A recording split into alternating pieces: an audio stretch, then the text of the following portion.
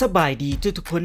มื้อนี้ข้าพเจ้าจะมาเล่าประสบการณ์เกี่ยวกับการส่งเครื่องจากอเมริกาไปประเทศลาวซึ่งจะเป็นแนวใดจะมีความยุ่งยากเท่าใดและต้องไปส่งอยู่ไสมูลค่าการส่งเท่าใดและจะต้องได้การ์ดเยี่ยมอย่างแน่ซึ่งเขาจะมาบอกวิธีทั้งหมดอยู่ในที่นี่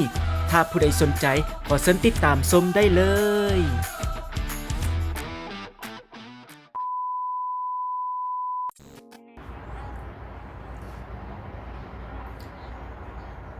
สบายดีทุกคนทักทายกันจากแคลิฟอร์เนียเนาะตอนนี้ก็แมนอยู่ในระหว่างเดือนอากาศร้อน แต่ว่าก็ยังมีลมพัดเย็นอยู่ และมื้อนี้เขาก็อยากจะมาแบ่งปันประสบการณ์เกี่ยวกับการใช้บริการขนส่งเครื่องจากอเมริกาไปประเทศลาวก็อยู่ประเทศลาวเนาะเขาก็มีคนฮู้จักที่เพิ่นอยากได้เกิบแล้วเขาก็ได้สั่งเกิบก็คือเกิบ Nike เนาะเป็นจังได๋ทุกคนงามบ่อันนี้สั่งที่อเมริกาเนาะก็มีใบบินย่างคักแน่ใบบินย่างคักแน่อยู่ในที่นี้ว่าราคาเท่าไหร่เนาะก็จะมาเว้าเกี่ยวกับบ่แม่นประสบการณ์เกี่ยวกับเรื่องเกิบเรื่องหยังหรอกแต่ว่าจะเป็นประสบการณ์เกี่ยวกับเรื่องขนส่งสินค้าหันสิมาเว้าให้ฟังคือเนื่องจากตอนที่แต่ก่อนที่เฮาอยู่ประเทศลาวก็แม่เนาะเป็นผู้ส่งฝากวิตามินฝากนั่นฝากนี่ฝากเครื่องต่างๆไปที่ประเทศลาวและแต่ว่าหลังจากที่เฮามาอเมริกาแล้วมีคนเขาเจ้าต้องการอยากได้สินค้าโดยเฉพาะแมนเกิร์บที่อยู่อเมริกาเนาะก็เลยส่งให้และก็เป็นประสบการณ์ของเฮาและเฮาก็บ่ฮู้ว่าสิต้องเฮ็ดแนวใดทำอิฐเนาะเฮาก็คิดว่าเฮาอยากจะส่งเครื่องต่างๆซึ่งประกอบนี้เกิบ2คู่เสื้อกับส่งกับครีมทาหน้าส่งกับเนาะทำอิฐเราก็คิดว่าเฮาอยากจะส่งผ่านบริษัทขนส่งอันนึงก็คือDHL ซึ่งถ้าผู้ใดอยากรู้รายละเอียดว่า DHL เป็นอะไรก็สามารถเข้าไปเบิ่งอยู่ในข้อมูลต่างๆได้เป็นอย่างเฮาจึงเลือก DHL เพราะว่าเฮาก็เคยรับเครื่องจากแม่เนาะแม่ก็เคยส่งเครื่องไปประเทศลาวโดยผ่าน DHL คือกันบ่แม่นเครื่องส่งเอกสารและDHL บริษัทขนส่ง DHL อยู่เวียงจันทน์เนาะก็มีอยู่2สาขาแต่ว่าได้ตามที่เบิ่งข้อมูลมันมี3สาขาทั้งหมดในประเทศลาวบ่อันนี้ก็บ่ฮู้จักบ่มั่นใจเนาะและเฮาสามารถฝากเครื่องจาก DHL จากอยู่ที่นี่โดยกงไปที่DHL อยู่ที่ประเทศลาวและเฮาก็เพียงแต่บอกรายละเอียดข้อมูลของผู้รับว่าซื้อผู้นั้นผู้นี้และเวลาผู้ไปรับเนาะก็เพียงแต่เอาบัตรประจำตัวหรือว่าพาสปอร์ตไปรับเอาเครื่องก็เพียงแต่เท่านั้นซื่อโดยที่บ่จำเป็นต้องมีตู้ไปรษณีย์มีอย่างต่างๆเพราะว่ามันเป็นส่งตามบริษัทขนส่ง DHL โดยเฉพาะเลยแต่ถ้าว่าอยู่จุดใดที่มีบริษัทขนส่ง DHL ก็พวกเราก็ไปเอาอยู่หันได้และเฮาก็คิดว่าก็น่าจะลองฝากไปเบิ่งเนาะฝากเครื่องต่างๆน่ะไป DHL ก็ได้ตัดสินใจไปกับนาบาวก็ทำอิฐเนาะพนักงานเพิ่นก็แบบว่าถามว่ามีหยังแน่เพิ่นก็กวดเบิ่งสินค้าอันใดถูกกฎหมายอันใดบ่ถูกกฎหมายและเพิ่นก็ได้ถามว่าอันน่ะมูลค่าประมาณเท่าใดซึ่งเกิบเนี่ยก็ประมาณ150นี่แหละประมาณ150เหรียญและก็เกิบใหม่1คู่เกิบเก่าที่เฮาใส่แล้วนะ1คู่มันก็บ่ฮู้ว่าสิใส่มูลค่าเท่าใดแล้วก็พวกเสื้อตัวนึงเสื้อเก่าส่งเก่าเฮาแต่ว่าครีมทาหน้าก็เป็นครีมใหม่ซื้อมาใหม่เนาะแล้วก็รวมเบ็ดเซ็ตเฮาก็ใส่ไปประมาณ200นี่แหละประมาณ200แต่หลังจากที่พนักงานเพิ่นคิดรายมูลค่าแล้วมูลค่าเครื่องทั้งหมดแล้วและก็สิ่งซ้ำน้ำหนักแล้วเนาะและเพิ่นก็เว้าว่ามีหยังก็มูลค่าขนส่งเนาะก็ประมาณ$500 กว่าผ่านบริษัท DHL เด้อหลังจากที่เฮาได้ฟังราคาแล้วเนาะเฮาก็แบบไปบ่เป็นเลยแบบอ้าปากค้างแล้วว่าป้าจิโตถึงป่านนี้พุ่นว่าเพียงแต่เฮาอยากส่งเกิบราคาประมาณ150เลยแต่ค่าส่งนี่500 กว่าเหรียญเฮาก็เลยแบบมันคือแบบปานซื้อเกิบนี่3คู่4คู่พุ่นตัวก็เลยแบบว่าล้มกันกับนาบาว่าสิเอาจังได๋แล้วมื้อนี้เพิ่นก็เฮาก็ถามพนักงานว่าสามารถเลือกตัวที่มันราคาถูกกว่านี้ได้บ่ พิ่นก็ว่าได้มันก็มีบริษัทอันนี้ส่งผ่านบริษัทอันนี้ราคากสิประมาณ400 300ประมาณแถวๆนี้แหละแต่ถึงอย่างไรก็ตามสำหรับเฮาก็ยังรู้สึกว่าแพงอยู่และเฮาก็เลยแบบตัดสินใจลงกับนาบาวว่าคันซั่นไปส่งอยู่ไปรษณีย์เอาUSPS เนาะก็คือUnited States Post Office ก็นั่นแล้วก็ส่งผ่านไปรษณีย์นั่นแหละส่งผ่านไปรษณีย์ธรรมดาแหละและหลังจากที่พวกเขาได้ตัดสินใจเปลี่ยนใจไปส่งยูทีนโครงการไปรษณีย์ธรรมดาเนาะหลังจากนั้นก็คือเก่าแต่เขาอยากจะเว้าประสบการณ์ว่าผู้ใดที่บ่เคยส่งเครื่องอยู่อเมริกาไปลาวจากเทื่อก็อยากจะเว้าให้ฟังหน่อยนึง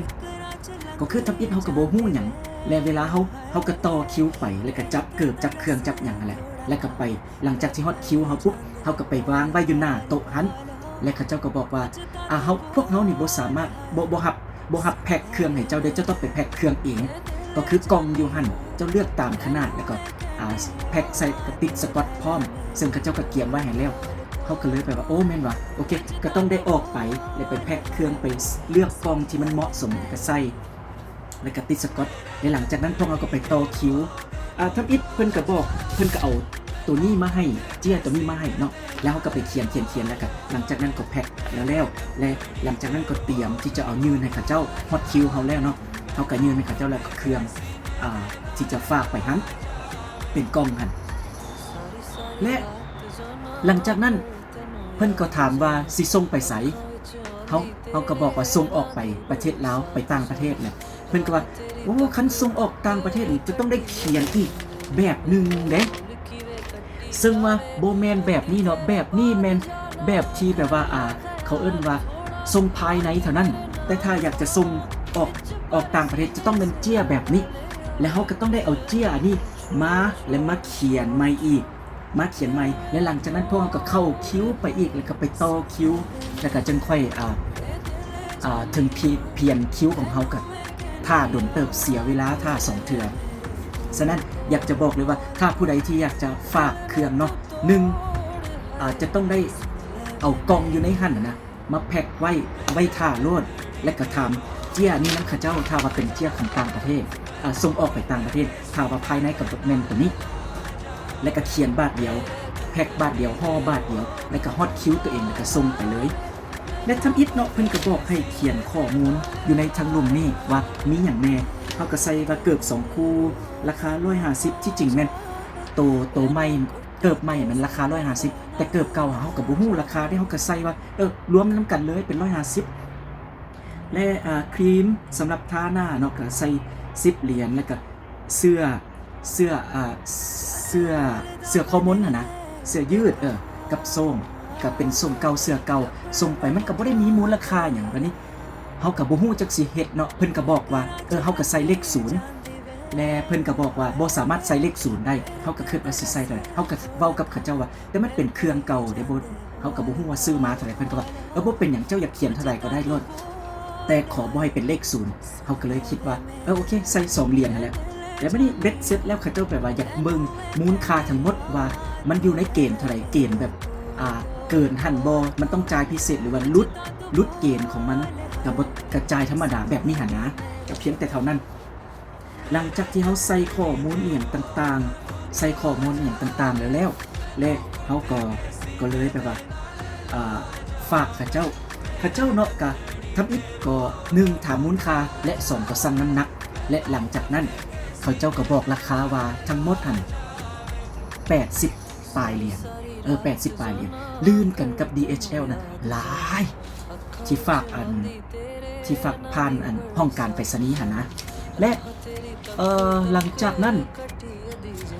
เนาะเฮาก็ถามเขาเจ้าว่าเฮาสามารถเฮ็ดประกันได้บ่เฮ็ดประกันหมายความว่าหยังหมายความว่าเฮาสามารถติดตามได้บ่ว่าเครื่องออกไปแล้วบ่ฮอดใส่แล้วตกเฮียอยู่ใส่อยู่จุดใดฮอดเวียงจันทน์แล้วบ่แบบนี้หั่นนะและเพิ่มอีกเป็น20เหรียญสำหรับตัว80เหรียญแล้วก็20เหรียญก็เป็น100กว่าเหรียญ100กับ4เหรียญนี่แหละสำหรับ100กับ4เหรียญนะบ่แม่นราคาตายตัวเนาะมันขึ้นกับมูลค่าสินค้ากับน้ำหนักของมันฉะนั้นตัวนี้มัน บ่แม่นเฮาเว้าว่าโอ้ต้องแม่น100เหรียญ80เหรียญบ่แม่นแบบนี้เด้อมันขึ้นกับความหนักและก็มูลค่าของมันแต่ถ้าสมมุติว่าส่งเอกสารธรรมดาก็บ่ถึงขั้นนั้นเนาะและเฮาก็หลังจากนั้นเฮาก็เลือกเป็น Express แบบว่าเป็นด่วนตัวธรรมดาตัว80เหรียญนั้นแม่นประมาณ2อาทิตย์หรือ2อาทิตย์กว่าๆแต่ว่าตัวนะ100ปลายตัว Express นะแม่นตัวด่วนและส่งไปประมาณ1อาทิตย์แล้วก็สามารถติดตามได้เฮาก็เลือกตัวนั้นสรุปแล้วเนาะก็คือเฮาอยากจะมาแบ่งปันประสบการณ์แม่นการที่เฮาไปส่งเครื่องเนาะผ่านตู้ไปรษณีย์ก็ราคาแพงอยู่แต่ไปผ่านอัน DHL นะแพงแบบบ่สามารถที่จะอธิบายแบบเขาเอิ้นว่าแพงเกินไปโพดนะมูลค่าเกือบเฮานะเพียงแต่150แต่ว่าค่าส่งหั่นฮอดเป็น500อันนี้เฮาก็บ่ฮู้เนาะมันเป็นบริษัทของมันและอันที่2ก็คือเวลาเฮาไปที่จะไปส่งเครื่องไปห้องการไปรษณีย์แล้วเขาจะต้องเพื่อบ่ให้เสียเวลาเขาต้องเอากล่องมายัดเองแล้วก็เอาเจี้ยนเขาเจ้ามาเขียนไว้ก่อนและหลังจากนั้นเขาจึงไปต่อคิวและเขียนคิวของเขาปุ๊บเขาก็จึงบ่เสียเวลากลับไปกลับมาคืนอันนี้มันเกี่ยวกับตัวอันที่2และก็ได้อธิบายไปเนาะว่าเขาต้องเขียนอย่างแน่เขียนชื่อผู้ส่งที่อยู่อย่างข้อมูลต่างๆผู้ส่งกับผู้รับและกับมูลค่ามันต้องเขียนและบ่ให้เขียนศูนย์อีกฉะนั้นเขาจึงบ่แปลกเนาะว่าเป็นหยังคนลาวหลายคนเนาะหรือว่าประเทศใดก็ตามจะบ่มักส่งเครื่องนอกจากว่าส่งเอกสารอย่างต่างๆบ่มักส่งเครื่องผ่านห้องการไปรษณีย์หรือบริษัทขนส่งเพราะว่ามันแพงเขาเจ้าเลือกวิธีแบบว่าถ้าว่าคนลาวคนใดที่จะไปประเทศลาวเขาเจ้าก็มีแต่แบบว่าขอฝากเครื่องได้บ่แล้วก็ให้น้ำจิตน้ำใจอย่างน้อยๆนึงแต่ว่ากับบ่แม่นว่าหลายเพราะว่าคันว่าหลายเนาะมันก็สิยุ่งยากเขาเจ้าโดยเฉพาะแม่นถ้าว่ามันน้ำหนักของกระเป๋ามันเกินไปโพดนะอันนี้ก็อยากจะมาแบ่งปันถ้าว่าผู้ใดที่เห็นว่ามันมีประโยชน์ก็อย่าลืมกดไลค์แล้วก็กดsubscribe ให้เด้อก็พอให้มีกำลังใจโอเคอันนี้มันเกิบเนาะถ้าผู้ใดสนใจอยากให้ส่งก็บ่แพงหรอกเนาะก็180เหรียญสนใจสั่งได้เด้อโอเคตอนนี้ก็เอาให้เบิ่งงามเนาะงาม